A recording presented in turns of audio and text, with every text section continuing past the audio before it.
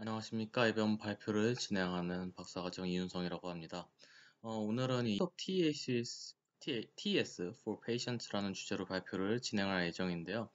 사실 요 세 편의 저널들 중에 환자 관련된 논문은 두 편이고, 정상인 대상 TACS 연구 같은 경우에는 좀 컨셉이 처음 보는 컨셉이라 좀 따로 들고 온 논문으로 이제 요 세 논문에 대해 설명을 드리도록 하겠습니다. 우선 첫 번째 논문입니다. 이 논문은 브레인 스티뮬레이션에 실린 저널로 임팩트 팩터 7.6 그리고 Q1에 레이팅되어 있습니다. 우선 이 논문의 인트로 부분을 조금 간략히 설명드리자면, 우선 이 델타 대역 같은 경우에는 이런 또이 EEG 브레인 오실레이션이 어떤 뭐 수면 그리고 수면적인 기억의 강화 이런 거랑 연관이 있는데, 아직 이 델타 파워랑 이런 기억력의 강화 이런 거에 대한 인과관계가 아직 명확히 밝혀지지 않았다라고 합니다. 그래서 이제 요 일반적으로 여러 수행 연구들을 통해서 어떤 이 뇌파의 활동을 좀 모듈레이트 시키는데 적합한 요런 방식으로 알려져 있는 TACS 그리고 리피티드 TMS라는 것들을 기반으로 이 델타 주파수 대역에 대한 이런 RTMS 그리고 TACS의 효과를 좀 이제 조사를 하는 것이 이제 목적이라고 합니다. 실험은 총 19명을 대상으로 진행이 됐고요. 모든 피험자들은 5번씩 실험에 참여를 하게 되었습니다. 그리고 각 실험들은 일주일 간격으로 이제 두고 실험이 진행이 됐고요.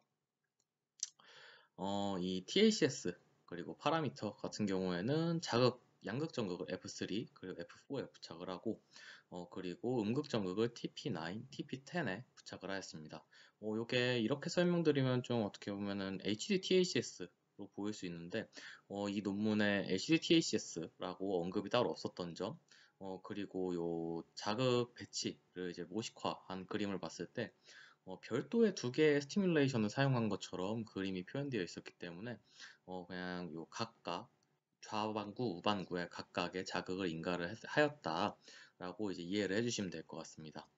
그리고 자극 주파수는 0.75Hz, 자극 인텐시티, 자극 세기는 0.5mA, 그리고 자극은 30분 동안 인가를 되었다라고 합니다.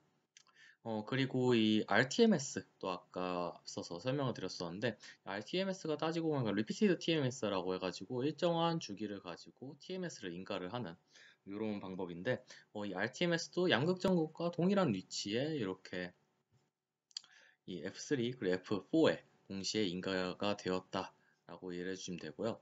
지금 이 괄호에 있는 걸 좀 설명드리기 앞서 이 실험에서 자극 조건에 대해 먼저 설명을 하고 넘어가도록 하겠습니다. 이 실험에서는 총 5가지 자극 컨디션을 사용했는데요. 우선 첫 번째로 이 우측 하단에 있는 이 그림에서 보시는 것처럼 피크 Synchronized RTMS 플러스 TACS라고 있는데, 요거 같은 경우에는 TACS의 이 교류 전류 중에 이 양의 피크 값이 도달하는 순간 TMS를 같이 때려주는 이런 자극 프로토콜이고, Through Synchronized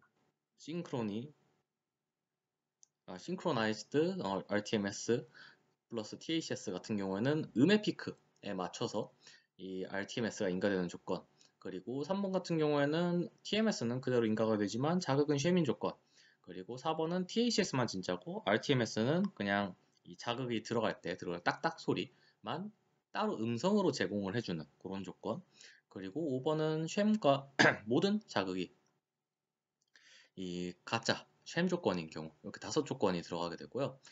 그래서 요 RTMS 같은 경우에는 피크 혹은 트루 요 시점에 THS를 기준으로 인가를 하게 되고, 이 RTMS만 들어갈 때도 어차피 동일하게 RTMS는 THS 조건만 가짜다 보니까 0.75Hz로 이제 피크에 맞춰서 들어가기 때문에 0.75Hz로 자극이 인가된다라고 이제 언급이 되어 있었습니다. 그래서 실험은 총 이제 62개 EEG EEG 채널을 통해 뇌파 신호를 이제 측정을 하면서 진행이 되었고, 자극 전에 2분의 2호 그리고 2분의 2C를 측정을 하고 30분의 자극, 그리고 그 뒤에 자극이 끝난 직후 10분, 20분, 30분, 40분, 50분, 60분 뭐 이런 시점들에 각각 맞춰서 이 2분씩의 팔로우업, 이 팔로우업으로 뇌파 신호를 동일하게 측정을 하였다라고 합니다. 그리고 그 이후에 밴드패스 필터링을 0.1에서 45Hz까지 그리고 패스트 IC를 통해서 뭐 EOG나 EMG 신호를 제거를 해줬고요. FFT 같은 경우에는 0.75Hz 대역에 대한 주파수 파워 그리고 델타 대역이라고 해서 여기서는 좀 브로드하게 0.5부터 3.9Hz까지로 잡아줬고 그리고 이제 0.5에서 45Hz까지에 대한 결과는 여기서도 같이 좀 확인을 했는데 이게 좀 전반적인 이 THS가 뭐 델타뿐만이 아니라 다른 주파수 대역에도 어떤 영향을 미쳤는지 좀 복합적으로 확인을 하기 위해 이렇게 좀 브로드한 밴드 또한 함께 확인을 했다라고 합니다. 그리고 이 논문에서는 WPLI를 기반으로 네트워크 지표를 계산을 했는데요. 그래서 이제 그 efficiency 값을 또 따로 계산을 해가지고 이 RTMS 뭐 그리고 THS 이런 다양한 자극 조건들이 어떤 브레인의 efficiency에 영향을 미치는지도 함께 확인을 하였다라고 합니다. 네, 그러면은 요 논문의 메인 결과 중 하나인데요. 보시는 바와 같이 뭐 분홍색이 RTMS랑 TACS가 같이 들어갔는데 개 중에 이 음의 피크에 따라서 요 사인 웨이브가 이렇게 있으면 요 아래쪽에 피크에 따라서 RTMS가 들어간 조건인데요. 요 조건만이 요 베이스라인 대비 요 포스트 10분 0부터 20분에 대한 데이터 그리고 30에서 60분의 데이터에 대해서 통계적으로 유의미하게 증가를 하였다라고 하고 이런 통계적인 유의미한 증가는 아이즈 클러스터에서도 동일하게 나타났지만 요 포스트 0에서 20 조건에 대해서만 공통적으로 이런 통계적 유의성이 나타났다라는 것을 확인을 할 수가 있었습니다. 다만 요 0.5에서 3.9Hz 대역에 대해서 좀 브로드하게 이런 주파수 파워를 확인했을 때에는 아이즈 오픈에서는 동일한 자극 조건에서 0에서 20에서만 그러니까 0.75만 봤을 때랑 다르게 30에서 60분에서는 어떤 통계적인 차이는 나지 않았고 0에서 20분 조건에 대해서만 차이가 났고 EC 같은 경우에서는 뭐 동일한 트렌드는 나타났지만 전반적으로 뭐 THS만 줬을 때에도 뭐 통계적으로 유의미한 차이가 나타나고 그리고 이 RTMS만 줬을 때에도 통계적으로 유의미한 차이가 나타나는 등 좀 여기서는 복합적으로 좀 다양한 조건에서 상대적으로 통계적인 유의미성이 나타나는 것을 확인을 할 수 있었다라고 나와 있었습니다. 네, 두 번째 결과인데요. 지금 왼쪽에 있는 그림은 정말 심플하게 이 앞서 보여드렸던 그 플랫을 토포맵으로 그려낸 결과입니다. 여기서 이제 색깔, 컬러바 같은 경우에 T밸류를 기반으로 작성된 그림이고요. 그렇다 보니까 이제 빨간색으로 활성화된 부분이 자극 전 대비 후에 뭐 증가를 한 것, 그리고 파란색이 주파수 파워 감소한 것이라고 봐주시면 될 것 같고, 그래서 여기서 봤을 때 0.75Hz 대역에 대해서만 뭔가 좀 결과를 봤을 때에는 그리고 네. 0.75Hz 그리고 전반적으로 모든 조건에서 통계적으로 유의미한 차이가 났던 이 0에서 20분에 대한 조건에 대해서는 추가 분석이 들어갔는데 요 구간에 대한 분석을 했을 때 아이즈 오픈에서도 이 전반적으로 뭐 이 RTMS랑 TACS를 함께 사용을 했을 때 쉔 대비 이 상대적으로 좀 주파수 파워가 증가하는 것을 확인할 수 있었으나 아이스 클로스에서 조금 더 넓은 영역에서 그리고 요 중간중간 일부 채널들에서 통계적으로 더 유의미하게 주파수 파워가 향상됨을 확인을 할 수 있었고 요런 트렌드 전반적인 요런 트렌드 같은 경우에는 전체 0.5에서 3.9Hz 대역에 대해서 쉔과 비교를 했었을 때에도 동일한 트렌드가 나타났다라고 이제 언급이 되어 있었습니다. 그리고 이제 이 오른쪽에 있는 결과인데요. 여기에 대해서는 이제 전체 주파수 대역, 그러니까 0.5에서 45Hz 대역에 대한 주파수 파워에 대한 어떤 비교인데, 여기에서는 그렇게 디테일한 설명은 있지 않았고, 아이즈 오픈, 그리고 뭐 아이즈 클로스드, 모두 이런 델타, 그리고 델타 대역뿐만이 아니라 이 29Hz 이후에 이런 베타, 뭐 감마 대역에서도 어떤 좀 영향을 받은 것 같다 정도로 이제 그냥 상대적으로 좀 되게 간략하게 내용이 있어서 요거는 제가 그냥 참고용으로 그림이 있길래 집어 넣어 놨습니다. 그리고 이제 글로벌 efficiency, 그러니까 이제 뇌 효율성에 대한 결과입니다. 뇌 효율성으로 봤을 때에는 우선 첫 번째, 요 0.75Hz 대역에 대해서는 2호, 2시 모두 어떤 조건에서도 통계적으로 유의미한 차이는 확인되지 않았습니다.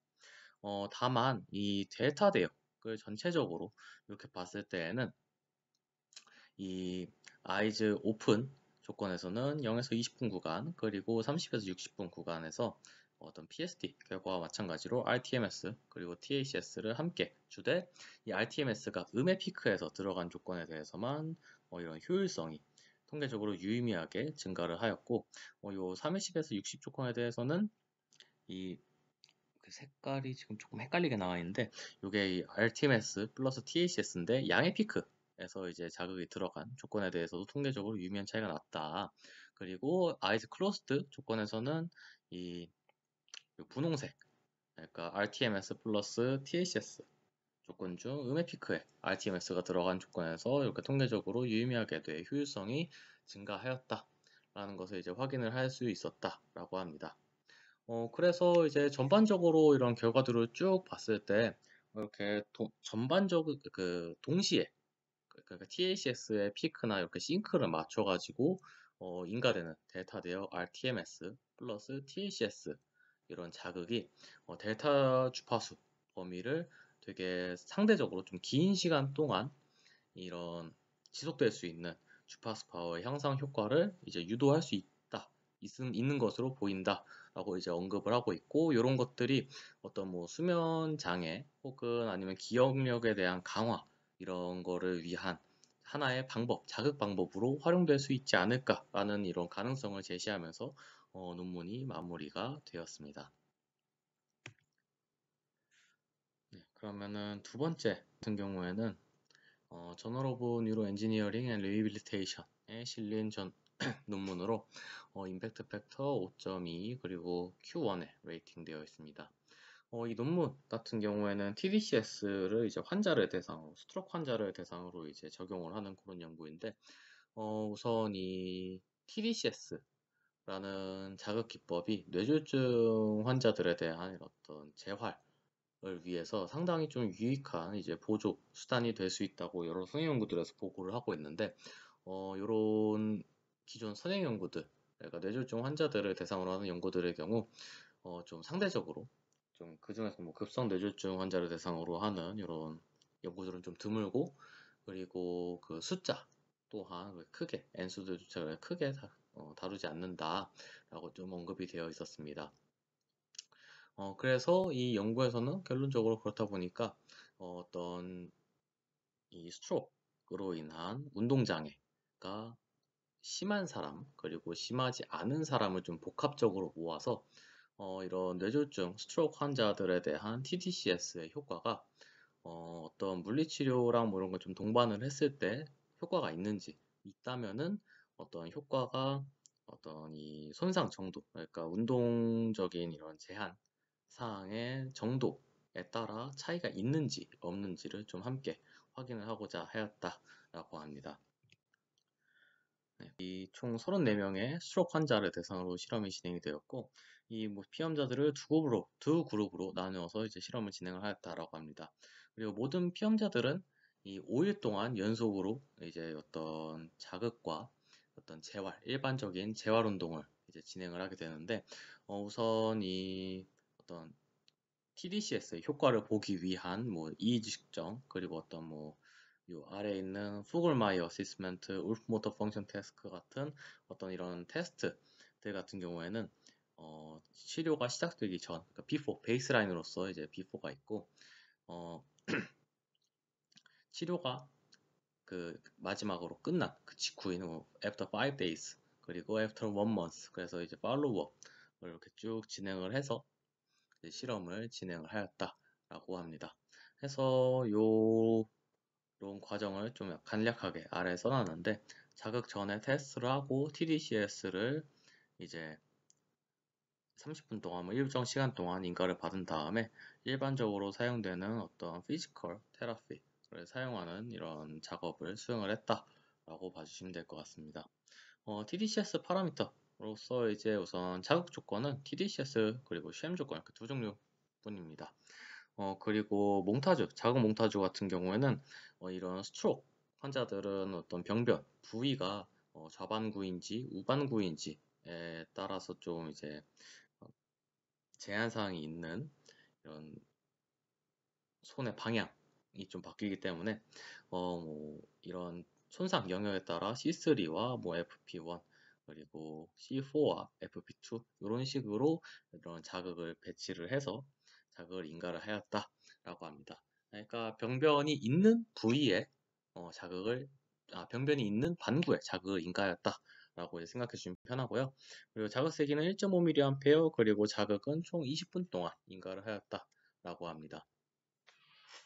그리고 이제 뇌파 데이터 같은 경우에는 32 채널을 통해 5분 동안 아이스 클로스드 상태의 뇌파만 이렇게 측정을 하게 되었고, 그리고 이런 측정된 데이터에 대해서 0.5에서 30Hz에 대한 밴드 패스 필터, 그리고 50Hz에 대한 노치 필터, 그리고 플러스 마이너스 500 마이크로볼트를 넘는 임계값이 존재할 경우 요거를 이제 스레시홀드 를 삼아서 제거를 하였고요. 요 스레시홀드를 통해서 제거를 할 때에는 2세컨드 F으로 나눈 다음에 요 트레스홀드를 해서 적용 데이터를 날려주고 어떤 FFT 주파수 분석을 수행을 하였다라고 합니다.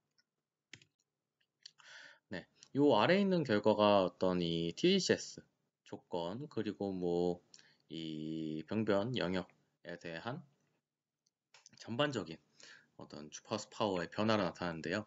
우선 이 위에 있는 게 이제 알파 그리고 알파 대역에 대한 주파수 파워의 변화, 에노드, 쉔 그리고 자극 전 그리고 자극 5 days, after 5 days 그리고 팔로우업이라고 해가지고 그냥 한 달 뒤에 그러니까 이 효과가 지속이 됐는지 안 됐는지를 확인할 수 있는 이런 세션이라고 보시면 될 것 같습니다. 네, 그래서 이렇게 봤을 때 이 전반적으로 쉔 조건 대비 이 에노달 TDCS를 줬을 때 포스트 그리고 이제 팔로우업에서 알파 대역의 주파수 파워가 그래도 상대적으로는 조금 더 강하게 이렇게 향상되어 있는 것을 확인을 할 수 있었고 그리고 이 라이트 리선드 헤미스피어도 마찬가지로 전반적으로 포스트에서는 좀 상대적으로 쉔보다 좀 높은 활성도를 보이기는 하지만 팔로우업에서는 그렇게 크게 차이는 없어 보이기는 합니다. 그리고 이제 이 베타 대역도 마찬가지로 알파 대역과 동일하게 좀 트렌드가 나타나긴 하는데 베타 대역 같은 경우에는 이제 레프트 좌반구에 병변이 있는 사람 그리고 우반구에 병변이 있는 사람 모두 동일하게 에노드 TDCS에서 조금 더 강한 뇌파의 활성도가 나타나는 것을 확인을 할 수 있었습니다. 그래서 이 논문에서 따로 표로 정리해서 이제 좀 그 어떤 정량적인 결과를 말해주긴 했는데, 이렇게 뭐 알파 대역의 포스트 팔로우업 뭐 이렇게 해서 베이스라인 대비 이런 주파수 파워의 유의미한 향상을 보이고, 베타도 마찬가지로 뭐 팔로우업에서 통계적으로 유의미한 차이가 나타나고 하기는 하지만, 결과적으로 봤을 때 이 쉔 조건이랑 비교를 했을 때에는 어떠한 경우에도 통계적으로 뭐 유의미한 주파수 파워 향상은 확인되지 않았다라는 것이 이 논문에서 이렇게 언급을 하는 뇌파 결과에 대한 어떤 이야기였고요. 네. 그래서 이 논문에서는 요 따로 두 번째 결과로 이 행동적인 결과들에 대한 요 결과들을 쭉 이렇게 나열을 해왔습니다. 요 위에 있는 이 열들에 대한 정보는 후글마이어 어시스먼트 그리고 요게 뭐 그 이게 뭐 손 뭐 캔 뭐 펜슬 가지고 뭐 글씨 쓰는 거 뭐 캔 잡는 거 그러니까 일반적으로 사용되는 좀 이런 재활 치료 종류들이라고 생각을 해서 그냥 하나의 그냥 재활 치료 성능이구나라고 그냥 이해해 주시는 게 좋을 것 같습니다. 그래서 오버롤이라고 하는 것은 이런 손상도가 큰 사람, 낮은 사람 모두 합쳐서 결과를 봤을 때에 대한 결과, 로우 임페리먼트는 손상도가 적은 사람, 하이 임페리먼트는 손상도가 높은 사람을 뜻한다고 봐주시면 될 것 같고요. 전반적으로 쭉 봤을 때 에노달 TACS를 인가를 했을 때 어떤 이 행동적인 성능이 자극 전 대비 팔로우업에서 통계적으로 뭐 유의미하게 향상되어 있는 것을 확인할 수 있었다 라는 것을 확인할 수 있었고, 근데 이런 결과가 쉔에서도 마찬가지로 나타나는 경향성이 쭉 이렇게 좀 확인이 되었습니다. 한마디로 이게 전반적으로 쭉 봤을 때는 쉐이나 에노드 TDCS나 드문드문 좀 요 에노달에서만 차이가 나는 게 있기는 하지만 전반적으로는 그 효과의 경향성이 유사하다라고 볼 수 있을 것 같습니다. 그리고 이제 로우 임페리먼트 그룹 같은 경우에는 요 일부 이 재활 운동에 대해서 양극 정극을 통해서 실제 자극 인가됐을 때에만 베이스라인 대비 어, 5일 후 그리고 팔로우업 구간에서 통계적으로 유의미한 행동적 향상을 이제 개선을 확인할 수 있었고 여기서도 이제 베이스라인 대비 팔로우업에서만 이런 행동적인 향상을 확인할 수 있었다라고 언급이 되어 있었습니다. 반면 이 하이 임페리먼트 그룹 같은 경우에선 양극 정극을 인가했을 때는 어떠한 경우에도 성능적인 향상이 유의미하게 나타나지 않았고 오히려 쉔 조건에 대해서 이런 성능적인 향상이 나타나는 재활치료 종류가 있었다는 것을 확인을 할 수가 있었습니다. 네, 그래서 앞서 설명드린 이런 재활 치료 중에 어떤 이 에노달 TACS에서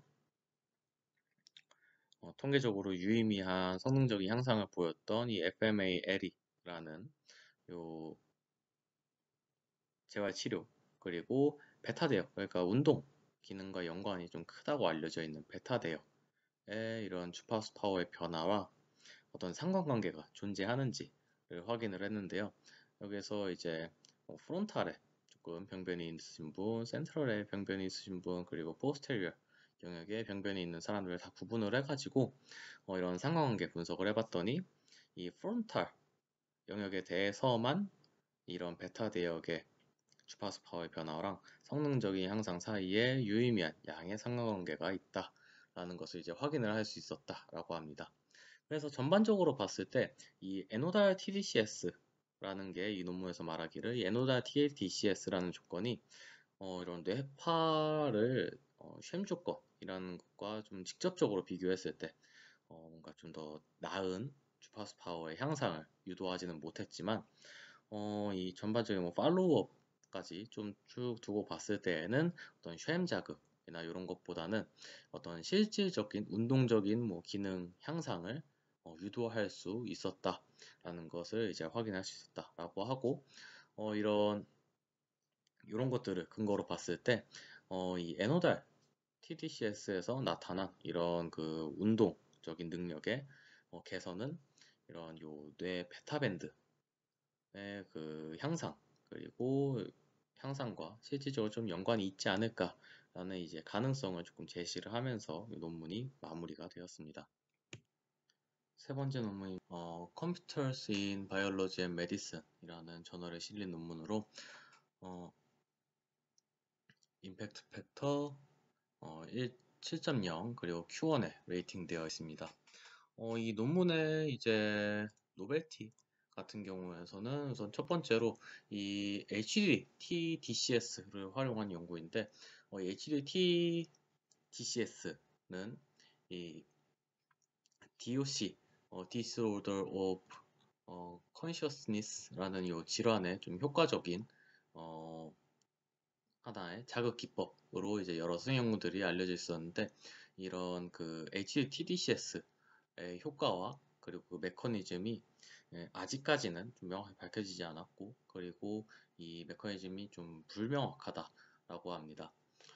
그래서 이 연구에서는 그냥 정말 심플하게 이런 DOC 환자들을 대상으로 이 HDTDCS의 효과를 좀 보고자 하였고 다만 이 연구에서 제가 봤을 때 좀 큰 노벨티라고 할 만한 점은 다른 연구들이 뭐 한 4, 5일 가량을 자극을 인가하는 게 좀 일반적이라고 한다고 치면은 이 연구에서는 실제 환자를 대상으로 2주 동안 자극을 좀 길게 인가를 하였다는 점 그리고 요거를 이제 좀 확인을 할 때 뇌파까지 함께 좀 사용을 하였다는 점이 이 연구의 노벨티가 될 수 있지 않을까라고 생각합니다. 왜냐면은 다른 환자 대상 연구들의 경우에는 뇌파까지 좀 활용을 하는 연구들은 생각보다 좀 드물어서요. 그래서 어쨌든 이 논문은 컨셉이 이 뇌파 기반으로 어떤 이 HDTDCS의 효과를 확인을 하고자 하였다라는 걸로 보시면 될 것 같습니다. 명의 이 Disorders of Consciousness Patient를 대상으로 진행이 됐고요. 모든 피험자들은 14일 동안 연속적으로 실험을 진행을 했습니다. 이렇게 연속적인 14일의 실험 동안 이제 이 CRS-R이라고 해서 이런 환자의 의식 수준을 체크할 수 있는 어떤 테스트, 그리고 이제 레스팅 스테이트 이지가 측정이 되었는데요. 이런 측정 구간은 베이스라인, 그리고 하루 동안의 이제 트리트먼트 이후, 그리고 7일, 그리고 14일 이후에 총 4번 이렇게 어떤 뇌파 데이터가 이제 측정이 되었다라고 보시면 됩니다. TDCS 파라미터로서 이제 컨디션은 이제 TDCS 조건 하나뿐이었습니다. 아마 이게 환자를 대상으로 진행을 하고 14일 동안 이제 자극을 인가해야 하다 보니까 이렇게 쉔 조건까지 해서 이제 적용을 하지는 않은 걸로 생각이 되고요. 그리고 자극 몽타주 같은 경우에는 양극 전극을 PZ, 음극 전극을 CZ, P3, P4, POZ에 부착을 해서 자극색이 2mA 그리고 20분 동안 자극을 인가를 하였습니다. 뇌파 데이터 같은 경우에는 이제 32채널을 통해서 10분 동안 RG 오픈 상태 뇌파 데이터를 측정을 하였고요. 밴드 패스 필터를 1에서 40Hz에 대해서 이제 적용을 한 이후 플러스 마이너스 100 마이크로볼트를 기준으로 이제 노이즈가 포함된 이제 데이터들은 이제 제어를 해줬다라고 합니다. 이후에 이제 ICA를 적용을 한 이후 이제 좀 천처리 된 데이터를 대상으로 델타, 세타, 알파, 베타, 감마에 대한 주파수 분석을 수행을 하였다라고 합니다. 그리고 추가적으로 이 논문에서는 이 스펙트럴 엔트로피라는 값이랑 스펙트럴 이제 익스포넨트라는 별도의 지표를 사용을 했는데요. 요 스펙트럴 엔트로피 그리고 익스포넨트들이 이제 무엇을 의미하느냐 하면은 우선 이 스펙트럴 엔트로피 같은 경우에는 이제 좀 직관적인 지표 이름을 갖고 있는데 쉽게 말씀드리면 주파수 관점에서의 이런 컴플렉시티를 나타낸다라고 보시면 됩니다. 요걸 사용한 이유가 뭐냐면은 논문에서 언급하기를 이 정상인들 그러니까 의식 수준이 높으면 높을수록 이런 이의주의 엔트로피 그러니까 컴플렉시티가 점점 더 향상이 되는 증가하는 경향성이 있다고 합니다. 그 말은 즉슨 이게 DOC 환자, 그러니까 의식불명의 환자들을 대상으로 진행이 되다 보니까 뇌파를 기반으로 이런 스펙트럴 엔트로피를 확인할 경우에 이런 자극이 이 사람의 의식 수준을 향상시켰는지 아니면은 그대로 뒀는지 이런 것들을 판단할 수 있기 때문에 해당 지표가 사용된 걸로 보이고요. 그리고 이제 스펙트럴 익스포넨트라는 값은 어떤 이 엔트로피랑 마찬가지로 어떤 의식 수준과 연관된 지표인데 우선적으로 이 지표 같은 경우에는 어떤 서로 다른 주파수 사이의 뭐 어떤 에너지의 상관관계를 뭐 확인할 수 있고 이런 게 의식 수준이 높으면 높을수록 그 값이 이제 떨어지는 특징을 가진 지표이다라고 이제 언급이 되어 있었습니다. 해서 이 논문에 사용된 이 스펙트럴 엔트로피랑 스펙트럴 익스포넨트 두 지표는 모두 어떤 이 LCD, TDCS가 의식 수준에 어떤 영향을 미쳤는지 확인하기 위한 별도의 지표이다 라고 이해를 해주시고 이제 뒤에 결과를 확인해 주시면 될 것 같습니다. 네, 이 연구에 대한 이제 메인 리서트입니다. 이제 FP 이제 5 이렇게 나와 있는데 요거는 프론탈, 파라이탈, 뭐 오시피탈 이렇게 해가지고 이제 ROI별로 구분을 해가지고 이제 분석을 한 결과이고요. 네, 이 결과를 봤을 때 이제 뭐 베타 그리고 이제 감마 대역에서 이 베이스라인 대비 전반적으로 뭐 전반적으로 이제 베타 그리고 감마 대역에서 뭐 T0 대비 어떤 뭐 T2 그리고 T3에서 통계적으로 뭐 유의미한 주파수 파워가 프론탈에서 나타났다. 그리고 파라이탈은 이제 T0 대비 마찬가지로 T2, T7 그러니까 7일 후, 14일 후에 델타 그리고 알파, 베타, 감마에서 통계적으로 뭐 유의미한 차이가 나타나더라 라는 것. 그리고 이제 오피스탈에서는 마찬가지로 T2, T3에서 통계적으로 유의미한 차이가 세타를 제외하고 모두 이제 확인이 될 수 있었다 라는 게 이 논문에서 나오는 결과입니다. 추가로 여기 이제 이 SE 스펙트럴 엔트로피 값에 대한 결과입니다. 이걸 봤을 때 전반적으로 이제 베이스라인 부터 뭐 T0 여기가 10분 데이터겠죠. 그래서 이렇게 쭉 해서 전반적으로 좀 정상적으로 본 결과고 요거는 그냥 좀 덮어두고 이제 노멀라이즈를 해서 이 분석을 한 결과인데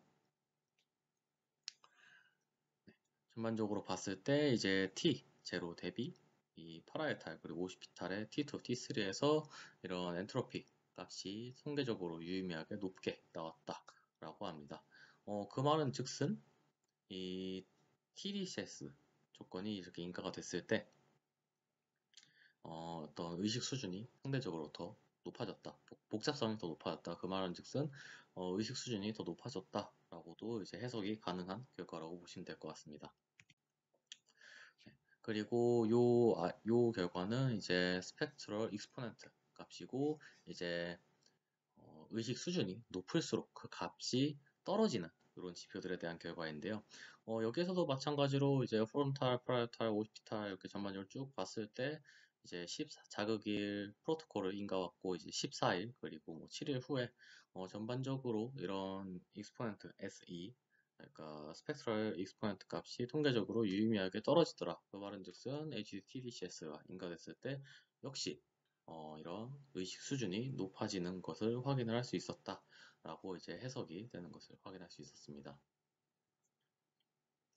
해서 이제 이 논문에서 이제 말하기를 전반적으로 이런 이 휴식 상태 EEG를 기반으로 이 결과들을 쭉 봤을 때 HTDCS가 이 DOC 환자들을 대상으로 어떤 이 뇌 활동을 좀 변화를 시킬 수 있고 그게 어떤 의식 수준을 개선을 할 수 있는 어떤 신경 생리학적 근거가 좀 될 수 있지 않을까라는 이런 가능성을 제시하고 이제 결론을 내렸습니다. 네, 그러면은 제가 요 세 편의 논문들을 보면서 좀 느꼈던 점들이 있었는데 전반적으로 임팩트 팩터가 높은 최상위권 논문들이다 보니 레퍼런스만큼은 잘 달려있고 설명도 충분해서 뭔가 정보의 부족함은 크게 느끼지 못했는데요. 그리고 이제 DCS 관련된 연구보다는 제가 THS 관련 논문을 좀 더 고민을 하면서 보게 됐는데 이 THS 관련 논문들이 제가 막 연구를 막 분석을 하고 이럴 때 대비 이 페이즈라든가 어떤 두 가지의 자극을 함께 사용하는 연구들이 최근 들어서 더 많이 좀 활발히 진행이 되고 있는 걸로 이제 확연히 좀 와닿게 다가온 것처럼 요즘 트렌드가 좀 그렇게 변해가고 있는 것 같습니다.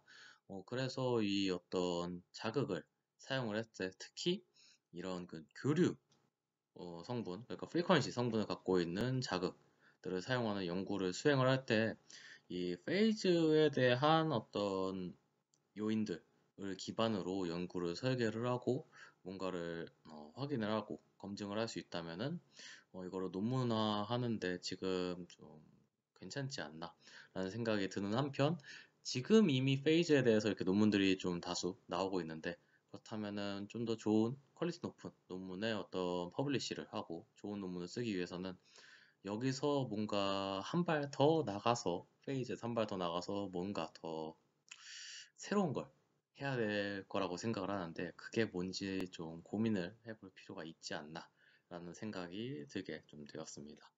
네, 그러면 이것으로 발표를 좀 마치도록 하겠습니다. 감사합니다.